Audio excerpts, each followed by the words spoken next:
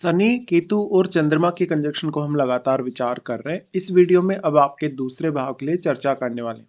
दूसरे भाव में अगर देखा जाएगा आपके लगन चार्ट के हिसाब से, तो यहाँ ये कन्या राशि में इनका कंजक्शन बनेगा। देखिए, शनि यहाँ केतु के साथ मिलके वैराग्य योग या वैराग्य दोष का निर्माण कर रहे हैं, जबकि शनि चंद्रमा के साथ मिलके यहाँ विष दोष का भी निर्माण कर रहे हैं। केतु और चंद्रमा मिलकर यहाँ ग्रहण दोष का निर्माण कर रहे हैं। अब जो शनि केतु का यहाँ पे जो वैराग्य योग या वैराग्य युति बन रहा है, इसमें अगर शनि वक्री होगा तो उस स्थिति में जो वैराग्य योग है उसका प्रभाव बढ़ जाएगा। और शनि वक्री होने की स्थिति में आपके लगन की तरफ ही मूव करेगा और केतु भी यहाँ आपके लगन की तरफ ही मूव कर रहे हैं। तो ये आप में बहुत ज़्यादा कन्फ्यूजन पैदा कर सकता है। फिर आपको देखना पड़ेगा कि जो लगन में बैठा प्लेनेट है वो कौन सा है, और जो लग्नेश आपके सूर्य, उनकी स्थिति आपके चार्ट में कैसी है, क्योंकि लग्नेश का बहुत ज़्यादा मजबूत होना जरूरी है। जब इस प्रकार से अगर केतु आपके लगन के क्लोज होगा या इवन शनि भी आपके यहाँ लगन के क्लोज होगा वक्री होने की स्थिति में। बट जब शनि वक्री नहीं है, जब सामान्य स्थिति में है, तब ये ज़्यादा अच्छा है आपकी धन संपत्ति, आपकी लाइफ में ऐशो आराम के लिए। शुरुआत में ये आपसे काफ़ी ज़्यादा स्ट्रगल भी करवाएगा शनि आपके कैरियर रिलेटेड मामलों के लिए। शनि लेकिन आपके चार्ट में छठे घर के स्वामी और सातवें घर के स्वामी होकर आ रहे हैं। तो जो शनि की प्लेसमेंट है या शनि की चाहे वक्री स्थिति है चाहे सामान्य स्थिति है, इसका प्रभाव आपकी जो मैरिड लाइफ है उस पर अवश्य ही पड़ने वाला है। शनि एक तरीके से देखा जाए तो अगर वक्री नहीं है, सामान्य स्थिति में बैठे हैं, और अगर आपका बुध भी बहुत ही अच्छा प्लेस्ड है चार्ट में, तो शनि का जो प्रभाव है वो कुछ हद तक आपको हेल्प करेगा करियर में आगे बढ़ने, वेल्थ गेन करने के लिए। या फैमिली में बहुत ज़्यादा ऐसा शनि आपके डिसिप्लिन लाएगा, आपकी वाणी में भी थोड़ी सी कटुता अवश्य लाएगा। शनि जो केतु के साथ यहाँ पर है, और शनि केतु का यहाँ पर वैराग्य योग जो बन रहा है, एक समय बाद जातक ये रियलाइज करेगा कि कहीं ना कहीं जो धन संपत्ति के पीछे जो जातक भाग रहा है या धन संपत्ति पाने के लिए इतना ज़्यादा जातक आतुर हो रहा है, कहीं ना कहीं वो एक ऐसी स्थिति है जहाँ पर आप बहुत ज़्यादा अटैच हो रहे हैं धन संपत्ति से। लेकिन जब आपका केतु का समय आएगा, लगभग आप जब 45 की एज के आसपास आएंगे, 45 या 48 की एज के आसपास, उस समय आपको ये रियलाइज होगा कि आपने जो कुछ भी पाया या जो कुछ भी आपने टारगेट हासिल किया, वास्तव में वो आपका असली मकसद नहीं था या आपके जीवन का वो एक्चुअल एम नहीं था। आपका एक्चुअल एम है अपने आप में पूर्णता प्राप्त करना, अपने आप को मोक्ष की तरफ लेकर जाना, अपने आप को वैराग्य की तरफ लेकर जाना। तो यहाँ पे अब आपको देखना होगा कि अगर शनि वक्री हो जाएंगे, उस केस में फिर जीवन साथी से डिटेचमेंट या इवन अपनी फैमिली से डिटेचमेंट होने की संभावना काफी ज्यादा बनेगी। तो अब जो यहाँ पे केतु चंद्रमा के साथ आ रहे हैं, देखिए यहाँ शनि और चंद्र का जो कंजक्शन बन रहा है और केतु और चंद्र का जो कंजक्शन बन रहा है, इसमें काफ़ी ज़्यादा डिफरेंस है। क्योंकि शनि जब चंद्रमा के साथ होते हैं तो जातक सोचता है, काफ़ी लंबे समय तक सोचता है और विचार भी करता है, लेकिन वो फैसला लेने में देरी कर सकता है। फैसला लेने में देरी होने के साथ साथ वो अपना फाइनल डिसीजन तक पहुँचते पहुँचते कभी कभी उसका नुकसान हो जाता है, या तो वो प्रॉपर डिसीजन ले नहीं पाता। लेकिन यहाँ पर एट द एंड जातक ज़्यादा सोच के या ओवर थिंकिंग करके कैसे न कैसे अपना काम निकाल लेता है। बट जब केतु चंद्रमा के साथ होंगे या केतु चंद्रमा के ज़्यादा क्लोज होंगे, उस स्थिति में ये प्रॉब्लम थोड़ी बढ़ जाएगी, क्योंकि केतु यहाँ शनि की भी एनर्जी को अपने में समाहित कर रहे हैं और चंद्रमा की एनर्जी को भी।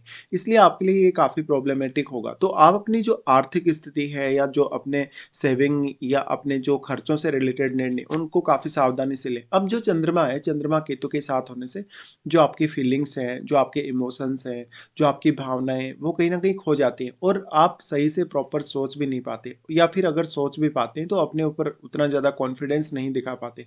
इस केस में फिर आपकी बुध मदद कर सकता है, बुध अगर आपका बहुत ही वेल प्लेस्ड है चार्ट में तो। ऐसा कंजक्शन जो होगा किसी भी विषय के मामले में आपको बहुत ही ज़्यादा डीपली सोचने या विचार करने के लिए प्रेरित करेगा, बट जब भी आप फाइनल डिसीजन तक पहुँचेंगे तब तक आपको काफ़ी ज़्यादा देरी होगी। चंद्रमा के यहाँ पीड़ित होने की वजह से अब ऐसा जातक बहुत ज़्यादा मानसिक तनाव, चिंता या भय का सामना कर सकता है। साथ ही साथ उसकी जो लाइफ़स्टाइल है, उसको लेकर भी काफ़ी उतार-चढ़ाव रहेंगे। जातक की सेविंग्स या उसकी इनकम को लेके काफ़ी उतार-चढ़ाव रहेंगे, और ये स्टार्टिंग में लगभग आपकी 25 की एज या 30 की एज तक लगभग बहुत ज़्यादा चैलेंजिंग कंडीशन रहेगी आपके लिए। इस हिसाब से देखा जाए तो जो केतु है यहाँ पर आपको सांसारिक जो सुख है या जो भौतिक जीवन है उससे काफ़ी ज़्यादा डिटेच करने का कार्य करता है। अब मान लो अगर आपका बुध बहुत ही वेल प्लेस्ड है, या बुध हो सकता है आपका मान लो 11वें घर में स्थित है, बुध हो सकता है आपका आपका बुध 10th हाउस में है, 9th हाउस में है, या कहीं भी आपका बुध बहुत ही वेल प्लेस्ड है, जैसे कि इवन आपका बुध मान लो सप्तम में भी है, तो बुध आपकी काफ़ी ज़्यादा सहायता कर सकता है। लेकिन बाकी कोई भी प्लैनेट ऐसा हो सकता है जो आपकी अन्य कोई भी प्लैनेट यहाँ पे सहायता करे, बट एक बात आपको ये भी समझना होगा कि केतु यहाँ जो भी प्लैनेट का प्रभाव आपके सेकंड हाउस पे पड़ेगा उसकी एनर्जी को अपने में समाहित करेगा, और सेकंड हाउस की एनर्जी को केतु काफ़ी ज़्यादा कम कर देंगे। तो या तो फिर आप यहाँ शनि अगर वक्री नहीं है तो काफ़ी ज़्यादा मेहनत करेंगे अपनी फैमिली के लिए, और अपनी फैमिली से रिलेटेड जो भी आपकी जिम्मेदारियाँ हैं, जो भी आपकी रिस्पॉन्सिबिलिटी है, उनको पूरा करने के लिए आप किसी भी हद तक जा सकते हैं। लेकिन एक समय बाद आप काफ़ी ज़्यादा फ्रस्ट्रेट हो जाएँगे, बहुत ज़्यादा डिटैच हो जाएँगे, और इससे आपको काफ़ी ज़्यादा परेशानी बढ़ेगी। अब यहाँ चंद्रमा आपकी माताजी को रिप्रेजेंट कर रहे हैं। चंद्रमा 12वें घर के भी लॉर्ड हैं। तो हालाँकि ये कंजंक्शन आपको विदेश से कुछ हद तक धन के रूप में लाभ दिला सकते हैं। आपको आपकी इन्वेस्टमेंट से भी कभी-कभी फ़ायदे दिला सकता है, या थोड़ी स्पेकुलेटिव इनकम भी आपको दिला सकता है। इसके साथ ही आपकी मदर को लेके बहुत ज़्यादा ये चैलेंजिंग है। क्योंकि मदर के साथ आपके रिश्ते काफ़ी ख़राब रह सकते हैं। आपको अपनी मदर को कैसे ट्रीट करना है, या मदर के साथ जो आपकी इमोशनल जो स्थिति है, आपके इमोशनल जो रिलेशन है अपनी फैमिली के साथ भी, वो काफ़ी प्रभावित होंगे। ऐसे में हो सकता है कि मदर का जो स्वास्थ्य है वो ख़राब है, या मदर आपको बहुत ज़्यादा सपोर्ट नहीं कर पा रही, या मदर आपकी बहुत ज़्यादा स्ट्रिक्ट हैं शनि के यहाँ होते हुए, या वो आपको फैमिली रिलेटेड ज़िम्मेदारियाँ निभाने के लिए या फैमिली की कोई रिक्वायरमेंट पूरा करने के लिए फ़ोर्स कर रहे हैं। चंद्रमा की इस प्रकार की स्थिति की वजह से निश्चित ही आपको अपनी मदर से काफ़ी ज़्यादा डिटैचमेंट का अनुभव होगा, और मदर के साथ आपके उतने अच्छे रिलेशन भी कभी-कभी देखने को नहीं मिलेंगे। बेसिकली इस प्रकार का चंद्रमा है तो जातक काफ़ी ज़्यादा कन्फ्यूजन में आ जाएगा। वैसे भी चंद्रमा यहाँ पे ड्यूअल साइन में है। ऐसे जातकों के जो खर्चे हैं वो अचानक से बढ़ जाते हैं कभी-कभी, और जातक अच्छे से फैसले नहीं ले पाते। अगर शनि बहुत ज़्यादा स्ट्रांग होगा, अगर वक्री नहीं होगा, तो जातक थोड़ा-सा ज़्यादा सोच समझ के फैसले लेगा, और कभी-कभी जातक थोड़ा कंजूस भी होगा। उसके पास पैसा होगा लेकिन जातक अपना पैसा खर्च भी नहीं करना चाहेगा, तो दोनों ही प्रकार की स्थितियाँ सामने आ सकती हैं। ऐसे जातकों की जो वाणी वो परिवार में कभी-कभी मिसअंडरस्टैंडिंग डेवलप कर सकती है, या बहुत ज़्यादा ईगो की वजह से प्रॉब्लम आ सकती है आपको, अगर सूर्य बहुत ज़्यादा स्ट्रांग हो तो। तो ऐसा जातक वैसे तो क्योंकि सूर्य के गुणों वाला है वो, और वो बहुत ज़्यादा ऐशो-आराम के साथ बहुत ज़्यादा एक लग्ज़री लाइफ़ जीने की कोशिश करेगा।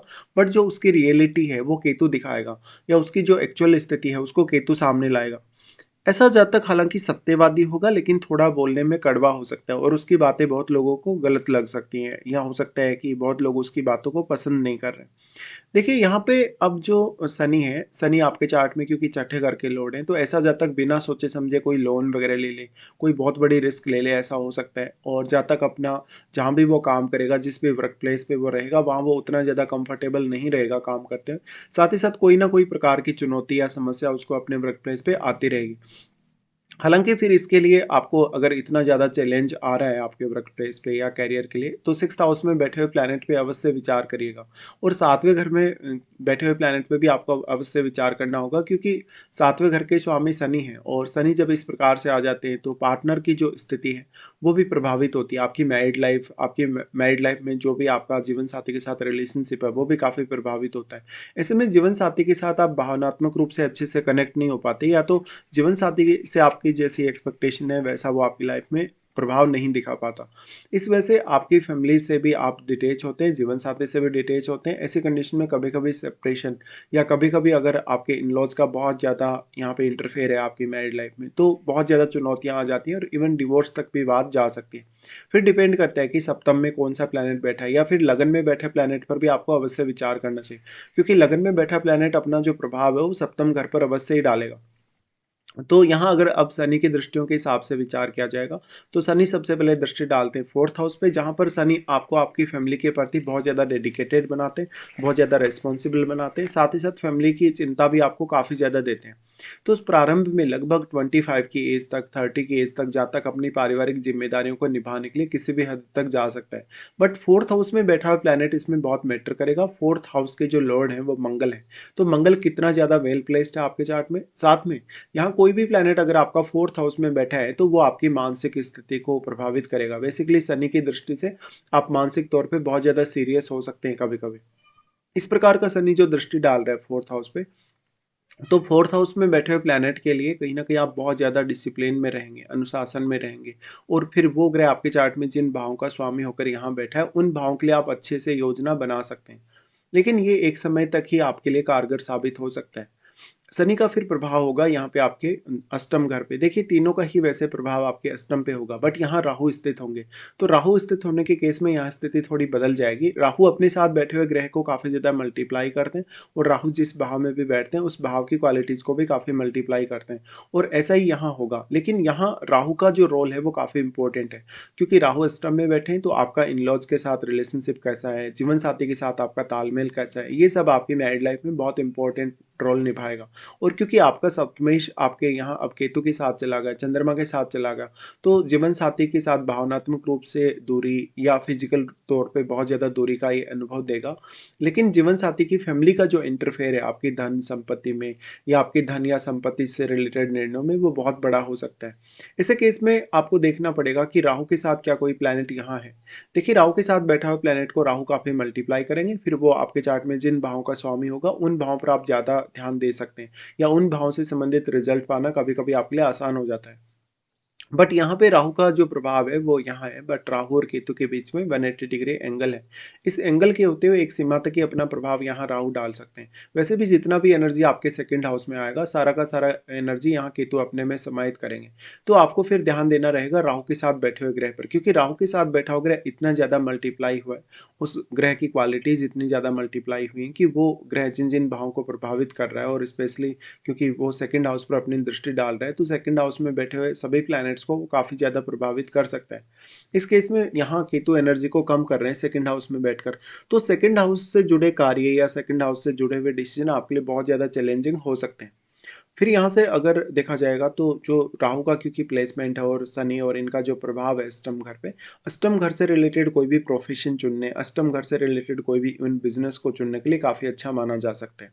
फिर यहाँ से अगर देखें तो इनका जो प्रभाव है यहाँ पर आपके फिर आ जाता है 11वें घर पे। देखिए 11वें घर पे मोस्टली अगर शनि वक्री ना हो तो काफ़ी अच्छा प्रभाव डालेंगे, क्योंकि वो बुध के घर में बैठे हैं, और बुध के ही घर पे वो यहाँ दृष्टि भी डाल रहे हैं। तो फिर या तो आपको 11वें घर में बैठे प्लैनेट को देखना होगा, या तो फिर बुध की स्थिति को। शनि की दृष्टि यहाँ आपके नेटवर्क में कहीं न कहीं इज़ाफ़ा करेगी, बट हो सकता है आपका नेटवर्क बहुत ही कम लोगों का हो, या आप अपने नेटवर्क के प्रति बहुत सीरियस हों। ऐसा जब तक हो सकता है स्टार्टिंग में कोई भी बिज़नेस करेगा तो वो एक समय बाद कहीं न कहीं अपने बिज़नेस से काफ़ी ज़्यादा डिटैचमेंट देखेगा। कुछ लोग आपके स्वभाव की वजह से या बहुत ज़्यादा आपकी स्पष्टवादिता की वजह से आपका फ़ायदा भी यहाँ उठा सकते हैं। हालाँकि यहाँ जो शनि की दृष्टि पड़ रही है वो आपको आर्थिक मामलों में काफ़ी स्टेबिलिटी भी प्रोवाइड करेगी, लेकिन कोई फायरी प्लैनेट यहाँ पे नहीं होना चाहिए आपके 11वें घर में। अगर ऐसा होगा तो आपको काफ़ी ज़्यादा चैलेंजेस आएँगे, और फिर आप थोड़े स्पेकुलेटिव बन सकते हैं। आपके लिए फिर स्थिति और भी ज़्यादा चैलेंजिंग हो सकती है। अक्सर इस प्रकार का जो जातक होता है, उसको मानसिक सुख शांति या भौतिक सुख शांति तभी मिलती है जब उसके पास बहुत ज़्यादा धन हो, पैसा हो, या उसकी लाइफ में स्टार्टिंग में बहुत ज़्यादा ऐशो-आराम हो। बट सभी लोगों के लिए जिस प्रकार से ऐशो-आराम का मतलब होता है, या भौतिक जीवन का जो मतलब होता है, शायद आपके लिए वैसा मतलब उसका नहीं है। क्योंकि यहाँ केतु बैठे हैं, तो केतु एक समय बाद आपको डिटैच करने ही वाले हैं। तो कभी ना कभी आपको ये देखने को मिलेगा कि फैमिली के साथ आपकी अंडरस्टैंडिंग अच्छी नहीं है।